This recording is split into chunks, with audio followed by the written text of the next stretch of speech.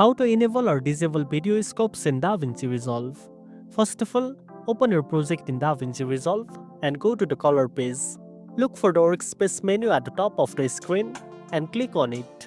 From the drop-down menu, select video scopes and then click on the option On to make them visible.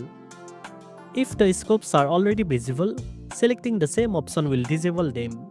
You can also use the keyboard shortcut Ctrl plus Shift plus W to quickly toggle the video scopes on or off, which can save time during your workflow.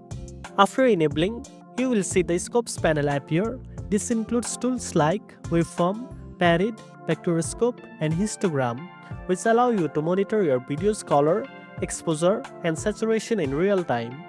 Using scopes helps ensure your color grading is accurate and consistent across different screens and platforms. And that's it. Now you know how to enable or disable video scopes in DaVinci Resolve. If you found this video helpful, don't forget to like, share, and subscribe for more tech tips. Thanks for watching, and I'll see you in the next one.